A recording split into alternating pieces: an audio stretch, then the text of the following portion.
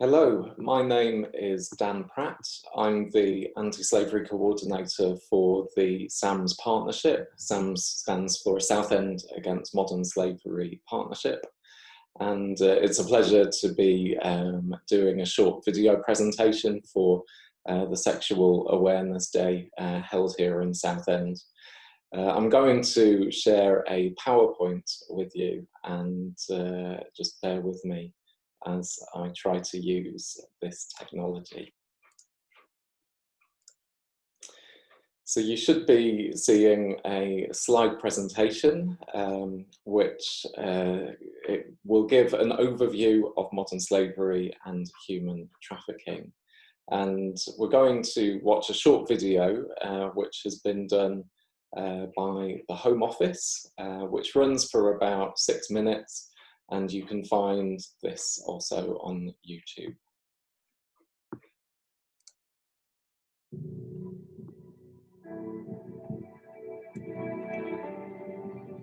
The victims of modern slavery can be a variety of people, anybody who find themselves entrapped in a situation where they're abused or exploited.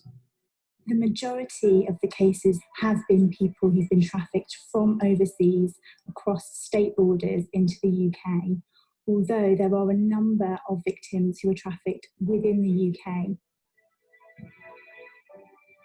Let's not forget the Oxford and Rochdale cases, which involved British homegrown girls being trafficked within the United Kingdom for sexual exploitation.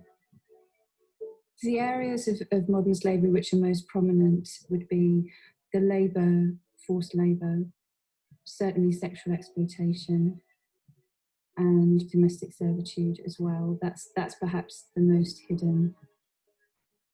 Other forms of enslavement include Vietnamese boys, in particular, being used in the cannabis cultivation trade by organised criminal networks. Another type of way in which trafficked persons are used is that traffickers find vulnerable adults who may have dependencies or may have debts, and they traffic them for labour exploitation, which could involve the men being forced into work in fields or agricultural produce. So they'll be working extremely long hours in terrible conditions for little or no pay. Another case involved Hungarian workers who were working in a construction site in the United Kingdom. They were subjected to threats and abuse, and eventually a criminal prosecution was brought against 2 people who had been responsible for their trafficking. The victims may think they're coming for a job, or for a better life, or an education, or to be looked after by somebody, but they do think they're coming to do something different from when they arrive here, and when they arrive here it's a very different story. I came from another country. I came from Sierra Leone. When we came to the UK, things changed. They promised that immediately we came to the UK, I would start attending my college, but they never did all those things. My stepmom, she wanted me to do all the work at home, cleaning, washing dishes, cooking, making food for the boys. She will not even give me a little bit of time on my own. Don't sit down, come and do this. She doesn't even want me to mingle with people. Because even if somebody called me on the phone, I'm talking to someone on the phone, she will be passing around, up and down. Modern slavery is very difficult to detect. It's a hidden crime in its nature. And victims, they don't have a label on saying, I'm a victim. The victims of these activities will be quite fearful. And so it's unlikely that they will disclose to anybody what's happening. Every day things just going worse than worse. They are doing the same thing. So it was not really easy for me. They don't pay me any money. Since I was living with them, they never pulled even £5. I don't have money on my own. I said, but you have to allow me to do something on my own.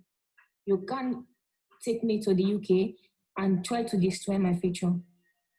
The traffickers could be forcing people into living in squalid conditions, threatening them with assault or force. the tool that the traffickers will use is to threaten them is, if you speak to anyone, we'll hurt you, we'll hurt your family, or no one will believe you, or they'll do control methods like taking away a person's identity documents. So if they're here illegally, that threat of them being found and being in trouble often will keep them quiet. The thing that I would say to the public is that this could be happening anywhere, on the street where you live, in the community where you live. It's not something that's removed and remote from everyday life. People are being trafficked into all sorts of different sectors of the community. Every child that's kept in this sort of situation might present differently. But it might be that you kind of see a child dropping off younger children at school and you think that that child's not actually going to school themselves. So what's going on for them? They could be withdrawn, very quiet. I'm taking the boys to school. One of their teachers, I was explaining, it's too difficult for me alone. I'm the one who is feeding them, doing everything for them. Then she asked me, why are you not going to the college? You don't want to attend any college? I said, I want to. I said, but they don't give me a chance. I explained to her everything that is going on as well. So they called some police people to help me out of the place so that I'm able to do something for myself. There is a responsibility on all of us as individuals to be looking out for potential victims. I think if you think there's something to make you concerned, then it probably is something. And it's worth reporting that because you might have a piece of information that fits into a bigger part of the jigsaw. The public can do their bit in terms of spotting signs, but ultimately it's the professionals on the front line, the police, social workers, immigration, health workers, education, who have the tools and the training and the knowledge to be aware and just be sensitive to the fact that modern slavery exists in a variety of different settings. There is a modern slavery helpline that can be contacted by any member of the public. It can also be contacted by professionals. Our practitioners can help people think about what they've seen. They can ask the types of questions that might shed more light on what they've seen. It's not just about assisting the police to track down the traffickers and the criminals who are operating this crime.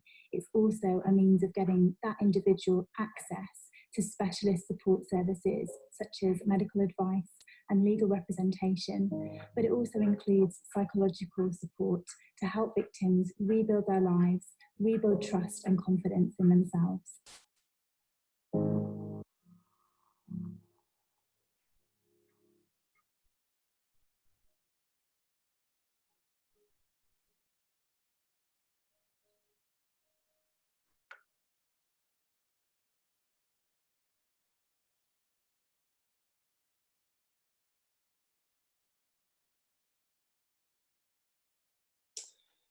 So I wonder how many different types of modern slavery you can name. From the video, we heard about domestic servitude and also forced labour. And I wonder from maybe your own experiences, how many other types you have also encountered. We've of course got sexual exploitation, forced marriage, debt bondage, where individuals are trapped in a debt that they have to pay back to their exploiters. Organ harvesting, which isn't so common in the UK, but more common within Europe. So for example, to take someone's kidney and to sell it illegally. Child sexual exploitation. Forced criminality, where vulnerable people are forced to commit criminal acts. And also benefit and financial fraud. So you can see that modern slavery is a little bit like an umbrella term, and underneath that umbrella you've got different forms or types of exploitation occurring. In 2015, the UK government brought out the Modern Slavery Act, and they define modern slavery as being when a person holds another person in slavery or servitude, making them perform forced or compulsory labour. And human trafficking will come within the umbrella of modern slavery. So human trafficking is when a person arranges or facilitates the travel of another person with a view to that person being exploited. So with trafficking, you've got the movement aspect, and the movement, it could be across international borders, it could be across different state lines, but equally it could be within the UK itself, between towns, or even within a town, but between streets. So human trafficking is a three-part process. You've got the act, the means, and the purpose. The act is about the recruitment of an individual, their transportation or transfer. It's about harbouring an individual or receiving an individual. The means through which that is done is through threats of violence, coercion, abduction, deception, abuse of power, abuse of vulnerability, or debt bondage. And the purpose of both the act and the means is sexual exploitation, forced labour, domestic servitude, organ harvesting, forced criminality, forced marriage, or the different types of modern slavery.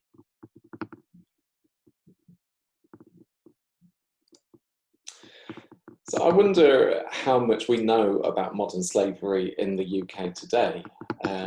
There's a short quiz with 3 or 4 questions just to try and keep it interesting for you. So how many potential victims of modern slavery were identified in the UK in 2019? Do you think it was A, over 4,000, B, just over 8,000, or C, just over 10,000? So the answer is C, over 10,000. So these are the ones who were referred into the government safeguarding mechanism, which is called the National Referral Mechanism. And these are the ones who agreed to being referred in. So of course there would be a lot more who were identified who weren't agreeing to go into that safeguarding mechanism.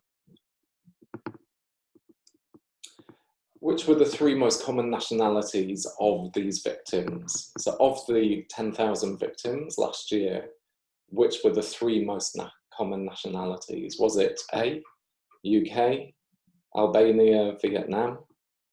Is it B, India, China, or Nigeria? Or C, Romania, Ukraine, and Poland?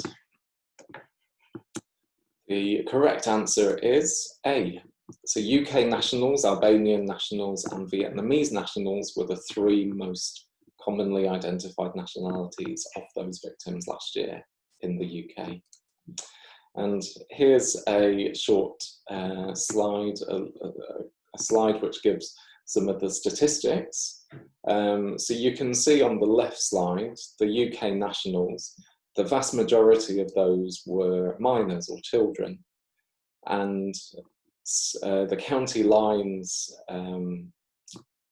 exploitation is one of the major reasons for this. And county lines is where gangs will recruit minors or children to transport drugs or to distribute drugs, but they are forced and coerced to do that. And then you can also see on the right graph, so this is the total nationality for all of those 10,000 individuals who are identified. So you can see that 38% of those nationalities come from other countries. So there was over 100 different countries or nationalities represented as being identified here in the UK as victims of modern slavery last year. And of course, 27% of those are UK nationals, 16% Albanian, and 8% Vietnamese, and 8% Chinese. How many victims of modern slavery does the Global Slavery Index estimate there are in total in the UK?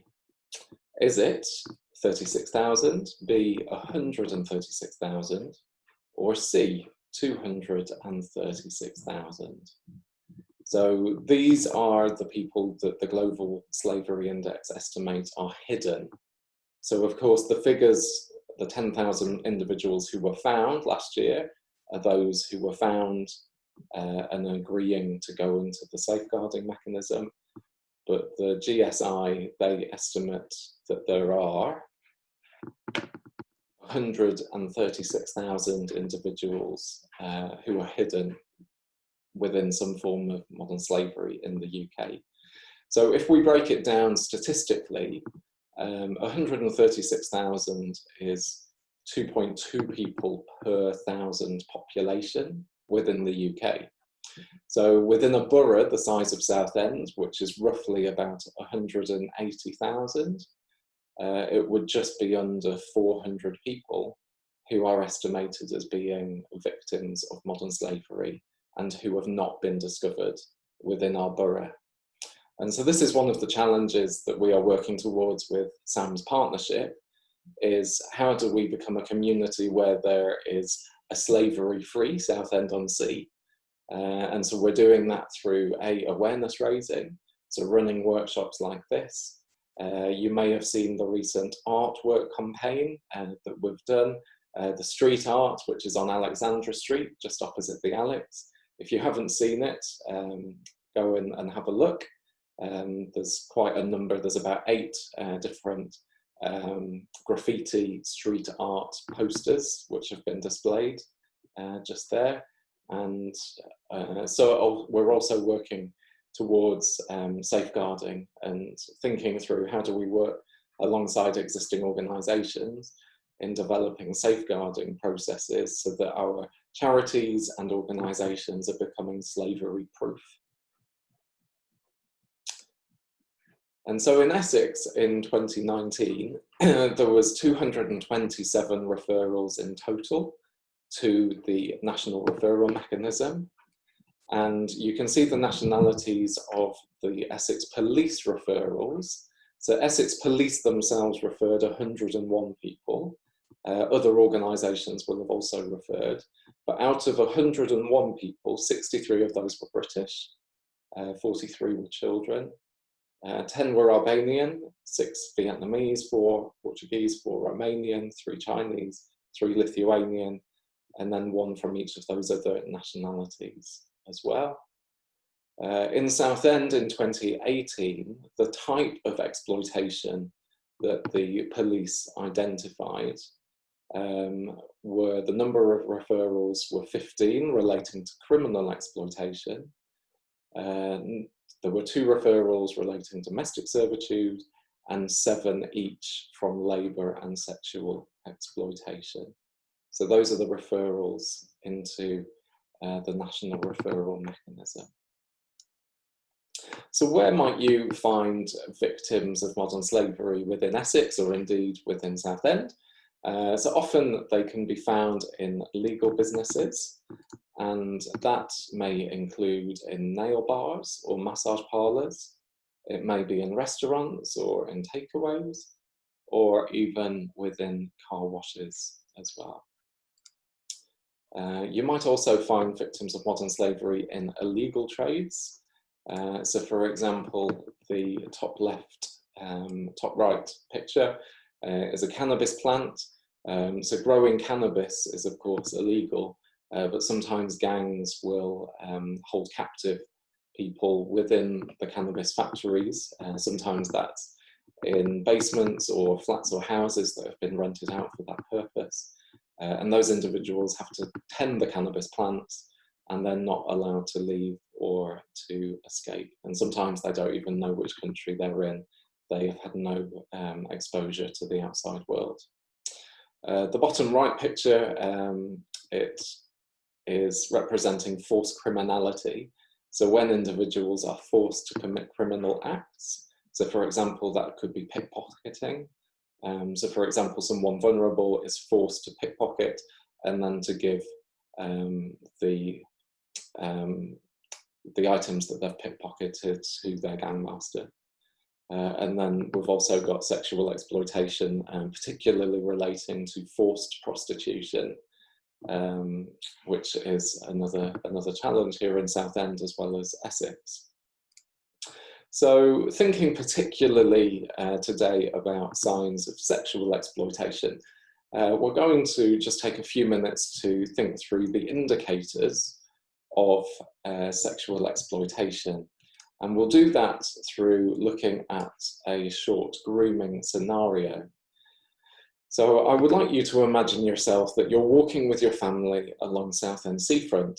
You pass by the arcades, where you see two teenage girls talking and laughing with two older men. They are stood around a BMW, and one of the men offers the girls a bottle. One of them takes the bottle nervously and has a drink. They are offered a ride in the car. So what would be the indicators from this scenario that you may think are a little bit suspicious or that make you feel uncomfortable? So of course we have the age difference. So there's two teenage girls who are talking and laughing with two older men. There's also the issue of how the girls are behaving. So the men offer the girl a bottle and the girl nervously drinks it. So of course we think about issues relating to sexual exploitation, and sometimes drinks can be tampered with, and yeah, there can be issues with drinks given to vulnerable people because they may have had certain chemicals or drugs put in them. And then of course the two girls are offered a ride in the car. And so there's a number of indicators that would potentially make us feel a little bit uncomfortable about that situation. And sadly, that scenario was a real scenario that occurred. So Colin Trotman and Glenn Dyatt contacted two teenage girls who were vulnerable here in Southend. They were from London. They travelled over to London to meet the teenage girls, where they befriended them and where they gave them alcohol, and I think there was also some alcohol dependency. The girls had troubles at home, again being quite vulnerable. And the two men transported the two girls from Southend to Shoebury for the purpose of sexual exploitation.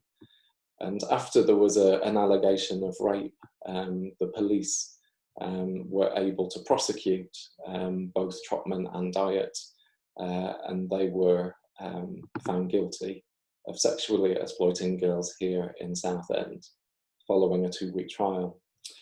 So within this scenario, we've got elements of trafficking for the purposes of sexual exploitation.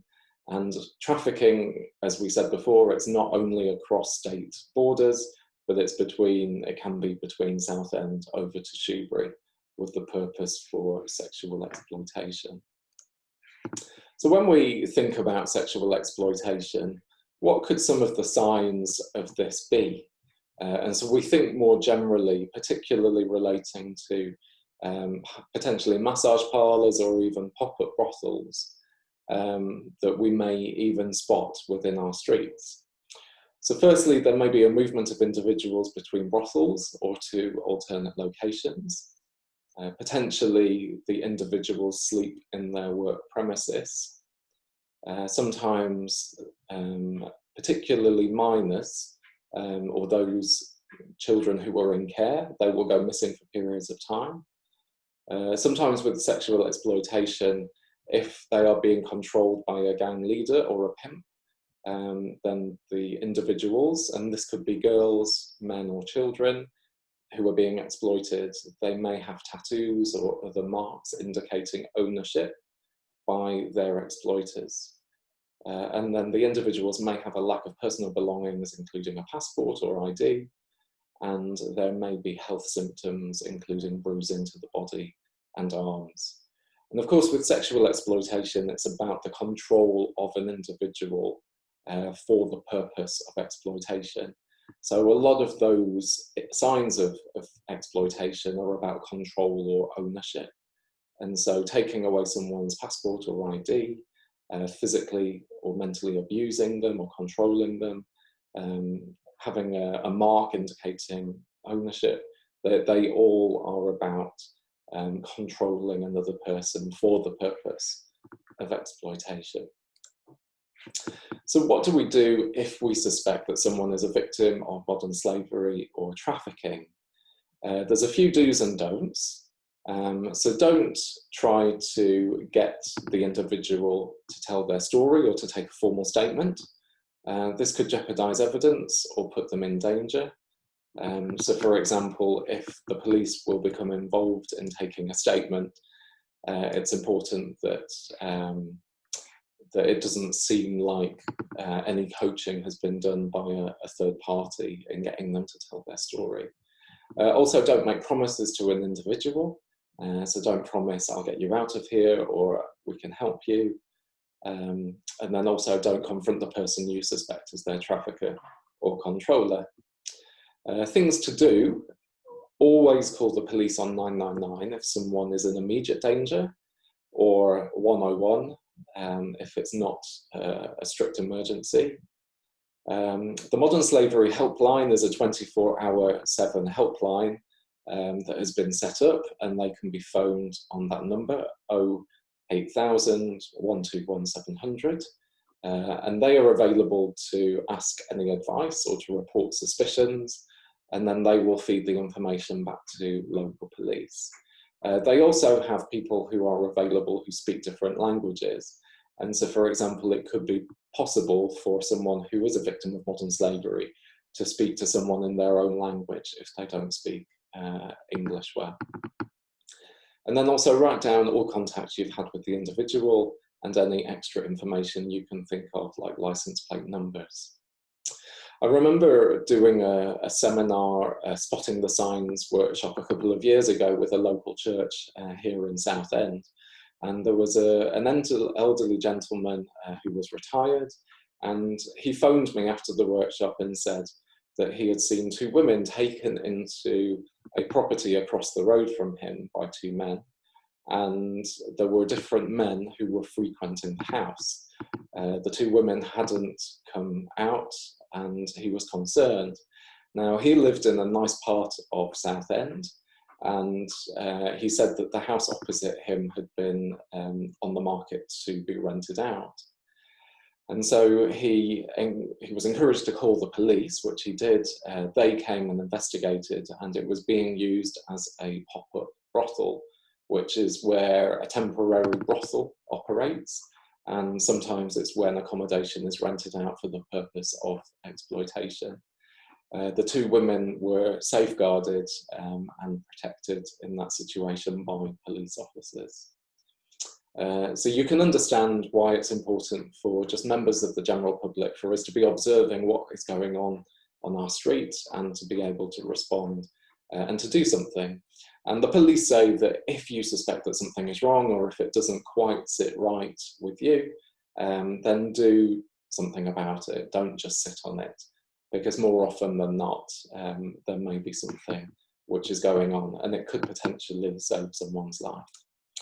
So just in summary, what you do if you suspect someone is a victim of slavery, in an emergency, call 999. You can report concerns or ask for advice on the Modern Slavery Helpline. With SAMS Partnership, we've also recently employed a retired detective inspector who is working as our community intelligence lead.